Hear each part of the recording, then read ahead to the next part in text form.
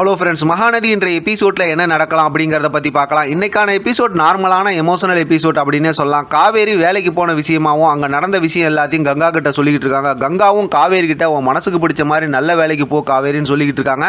அந்த நேரத்தில் காவேரிக்கு ஒரு ஃபோன் வருது. இந்த மாதிரி இன்டீரியர் டிசைனர் ஒர்க்குக்கு ஒரு வேலை வேகன்சி இருக்குது, வரீங்களா அப்படின்னு சொல்கிறாங்க. விஜயோட ஆஃபீஸ்லேருந்து விஜயோட ஸ்டாஃப் தான் அந்த மாதிரி பேசுகிறாங்க. இப்போ காவேரியும் ரொம்ப சந்தோஷப்பட்டு நான் வேலைக்கு வரேன் அப்படிங்கிற மாதிரி சொல்லி இந்த விஷயம்லாம் பேசி முடிக்கிறாங்க. ஆனால் காவேரி பேர் கேட்கும்போது அவர் கொஞ்சம் திக்கி பேர் சொல்கிறாரு. அப்பயே காவேரிக்கு லைட்டாக டவுட் வந்துடுது. அதுக்கப்புறம் பார்த்தோம் அப்படின்னா விஜய் தான் எனக்கு இந்த இன்டீரியர் ஒர்க்கை கற்றுக் கொடுத்தாரு அப்படிங்கிற மாதிரிலாம் காவேரி கங்கா கிட்ட சொல்லிக்கிட்டு இருக்காங்க.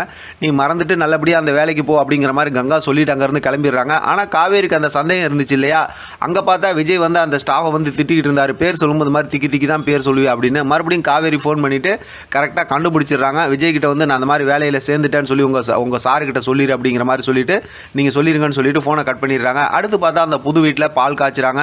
ரொம்பவுமே சந்தோஷமாக எல்லாரும் உட்காந்து பேசிக்கிட்டு இருக்காங்க. அந்த நேரத்தில் பார்த்தோம்னா அப்பளம் பிஸ்னஸே நான் நல்லா பண்ண போகிறேன், இனிமேல் நான் வேலைக்கு போகிறதில்லன்னு காவேரி பேசுகிறாங்க. அந்த நேரத்தில் நிவின் பார்த்தோம் அப்படின்னா நானும் இந்த வீட்டோட பொறுப்பில் நானும் பங்கெடுத்துக்கிறேன் அப்படிங்கிற மாதிரி சொல்கிறாரு. குமரனும் நல்லா பேசுகிறாங்க. ஒரு மாதிரி சந்தோஷமான ஒரு மூமெண்ட்டாக இருக்குது. அடுத்து காரில் போகும்போது யமுனா நிவின்கிட்ட நீங்கள் எங்கள் வீட்டோட பொறுப்பை எடுத்துக்கிறேன்னு சொன்னது எனக்கு ரொம்ப சந்தோஷம் அப்படின்னு கேட்குறாங்க. அப்போ தான் நிவின் யமுனாவுக்கு நல்லா கேட்க வேண்டிய கேள்வியெல்லாம் கேட்டு விட்டுறாரு.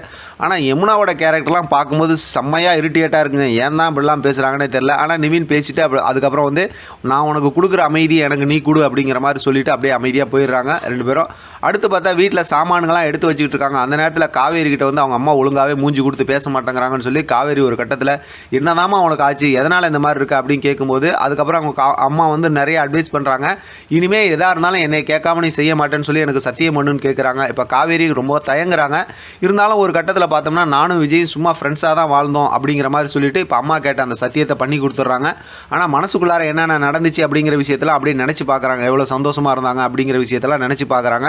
அப்படியே கண்ணு தண்ணி வடிக்கிறாங்க காவேரி. ஆனால் அவங்க அம்மாவுக்கு சத்தியம் பண்ணி கொடுத்துட்டாங்க அப்படிங்கிறத நினச்சி ரொம்ப கவலையாக இருக்காங்க. அதோடு இன்றைக்கான எபிசோட் முடிச்சிருக்காங்க. இன்றைக்கான எபிசோட்டை பொறுத்த வரைக்கும் ஸ்டோரி ரொம்ப ஆவரேஜான ஸ்டோரி அப்படின்னே சொல்லலாம். ஆனால் பார்த்தா ரொம்ப எமோஷனலான ஸ்டோரியாகவும் இருந்துச்சு. இன்றைக்கி கண்டிப்பாக சூப்பரான ஒரு ப்ரொமோ வரும். நான் ரொம்பவுமே எதிர்பார்ப்போடு இருக்கேன். வெயிட் பண்ணி பார்க்கலாம். ப்ரொமோ வந்துச்சுன்னா அந்த ப்ரொமோ ரொம்ப சூப்பரான கொண்டாட்டமான ப்ரொமோவாக இருக்கும். அதில் எந்த ஒரு டவுட்டுமே இல்லைன்னு தான் நான் நினைக்கிறேன். வெயிட் பண்ணி பார்க்கலாம் எப்படி ப்ரொமோ வருது, அதை வச்சு நம்ம அடுத்து எப்படி ரிவ்யூ பண்ணலான்ட்டு. இதை பற்றி உங்களோட கருத்து கமெண்ட் பாக்ஸில் தெரியப்படுத்துங்க. தொடர்ந்து ஆதரவு கொடுங்க. தேங்க்யூ ஃபார் வாட்சிங்.